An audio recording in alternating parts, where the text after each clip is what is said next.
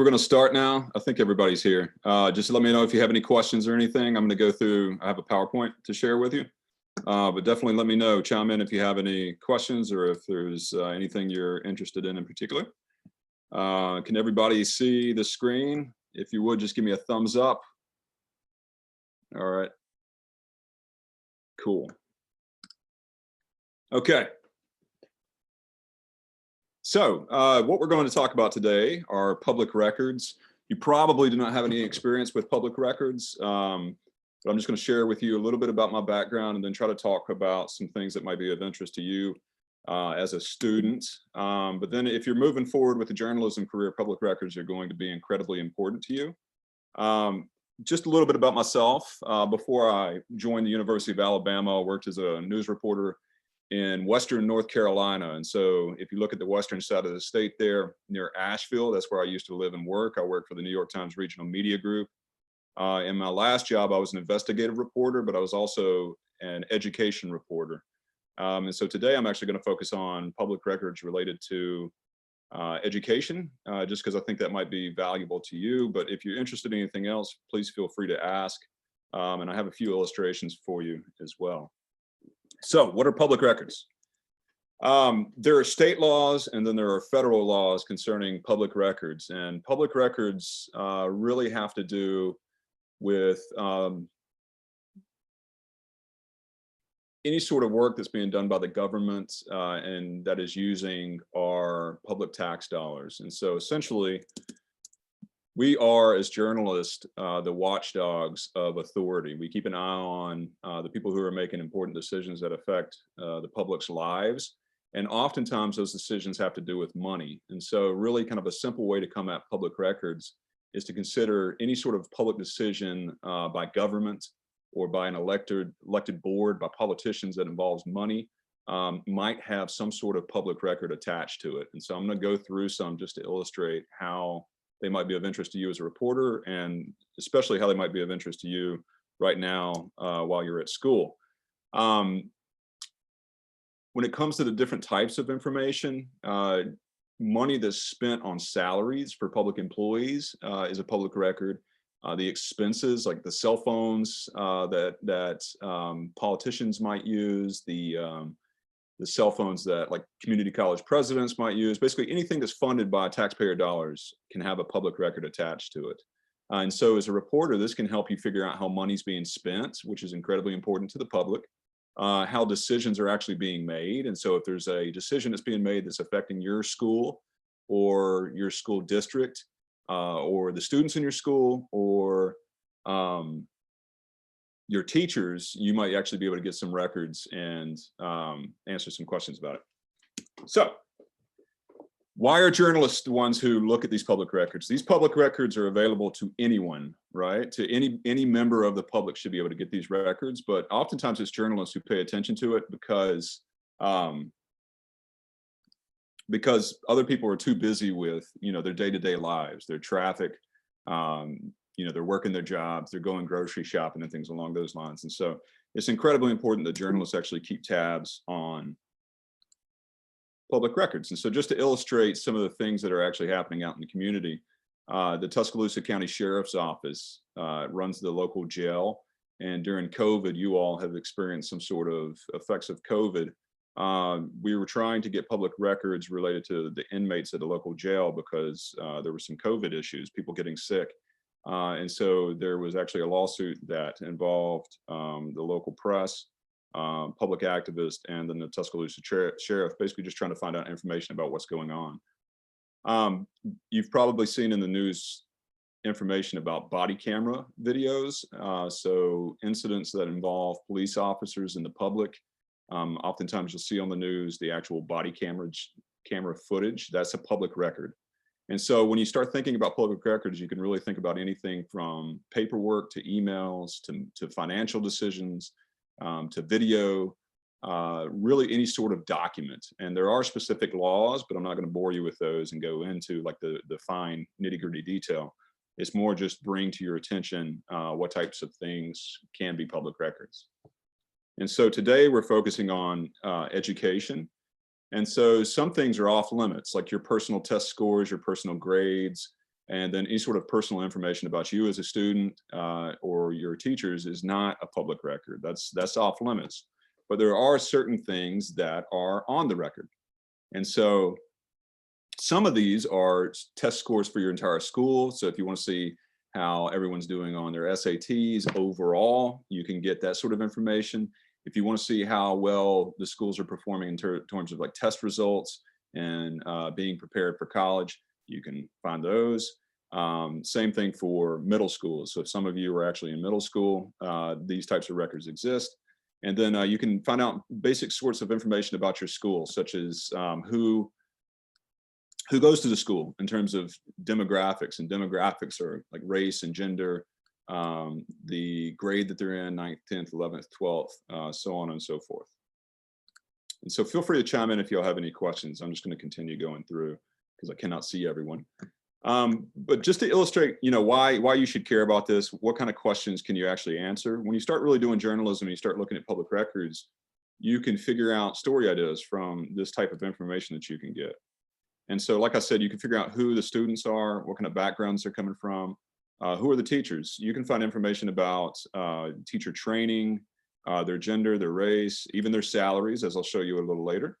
And you can find information about discipline issues. It doesn't give specific information. So if there's like a fight at your school, it's not going to give the specific information about that. But this allows the public to see sort of what's happening at our different schools in terms of disciplinary issues. And then there's this big question that always comes up: how good are our schools? A lot of people are interested in how good our schools are. I think oftentimes journalists overstep and they label schools, they compare schools without taking into account all the many different factors that can influence how good a school is. But anyway, there are indicators, there's data, there's public records that you can get that kind of reflect and provide you some information about how well schools are performing. So one of my favorite questions that I ever found out using public records was the age of an average textbook. They don't have this information online anymore, but about 10 years ago they did in Alabama. And I found that the average age of a science textbook at that point in time was back to the 1960s, and it was before man walked on the moon. And so that right there can be an issue, and that was a story that we actually ended up doing. Other stories that you might find interesting. Students here at Alabama, we did a big project where we filed public records requests to see what the most banned books were in all the different school systems. We wanted to see which books were banned, which books were challenged, because members of the public can actually submit a challenge to a school board and say this book is inappropriate, our students shouldn't be reading it. And so we put together a list based on the information we could get. And we compiled a list. I'm trying to remember. Some of them were, I think, To Kill a Mockingbird was challenged. The Twilight series was challenged. Catcher in the Rye was challenged. There were a lot of different books that were challenged or potentially banned. So today, I'm going to show you how to access some information from the state of Alabama that you might be interested in. It has to do with college career readiness, which is an indicator as to whether you all as students are ready for college or ready for careers, based on test scores primarily. Free and reduced lunch can give you an indication as to like the socioeconomic backgrounds of different schools, which basically like the financial background. If you have a lot of students who are on free and reduced lunch, that might be an indicator of something, a broader story, whereas other schools might not have that, and that might be an indicator of a different story. Those incidents at schools that I mentioned, and then like background about teachers and students. So let me see, does anybody have any questions so far? If you do, just raise your hand and chime in. Okay, cool. All right, so this is the Alabama State Department of Public Education website. If you go here, you can find a lot of cool information that might be of interest to you in your school if you're a news reporter. And all you got to do is Google Alabama State Department of Education. And right here in this data center is where you can get a ton of information. I'm going to show you how to get the really fine-tuned information. But then down here too, there's this thing called Alabama Education Report Card. And this is handy because it's a really simple way to find this info. So if you Google Alabama State Department of Education, and then you come down here to the Alabama Education Report Card, it will give you all this information in an easy to see manner. But when you go to the website, this is what you're going to end up seeing. And you can see here, like there's tons of information. And this is really, as a journalist, where you can start to really find stories. If you're asked to come up with a story idea and you have no idea where to start, oftentimes public records can be a good place. And nowadays, public records are often online, and so you can find that information fairly easily. And so if you come over here, for example, there's this discipline reports.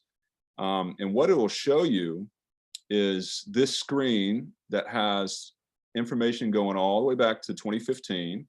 And it gives you this type of information. This is for a school in our community called the Alberta School of Performing Arts.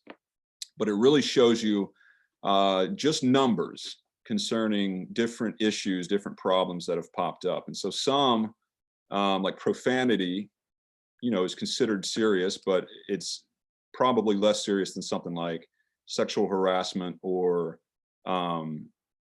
disorderly conduct, right? Or assault. And so it's, I guess, important to pay attention to what's happening in schools and general trends. You can't really figure out anything based on a single year's worth of information. But if you go back, you can sit here and look over the years and see if there's anything that's interesting, anything that piques your interest. And so just to kind of illustrate for you all, at the college level, my students recently took this type of information, but they went to the local police department and they got these types of incidents for our community. And what they found was they could actually map where cars were being broken into in the community over different periods of time. And they noticed trends as well. And so, like, for one trend, they noticed that break-ins spiked around the Christmas holidays. And so that raises the question of why. The reason in college is because all the college kids go home for the Christmas holidays, and so their houses are sitting empty, right? But there's different things you can look at, different things you can try to explore by accessing this information. Now, there's also information about school funding, which can be really important. This capital plan 5-year report, it probably sounds incredibly boring, but what a capital plan is, it has to do with building new schools. And so if you wanted to learn about where new schools might be or how they might be funded, this is a good place to look. I'm going to show you briefly, just you can get information about fall enrollment. So if you wanted to see how many students are at the schools, you can get that information. I did a story once about overcrowding at schools, and back in North Carolina, they had a big housing boom. And so they had a lot of families moving to the area. One of the schools became seriously overcrowded, and they ended up having, I think, like 15 trailers outside for classes. And so it became a story. And when I needed the actual numbers, I was able to come to a place like this and get them. And instead of just having stories about, oh, it seems overcrowded, I had hard facts. And then free lunch is what I said, like an indicator of the socioeconomic background. And so, like, this is the numbers that you can find for our community, and you can do the same for your community.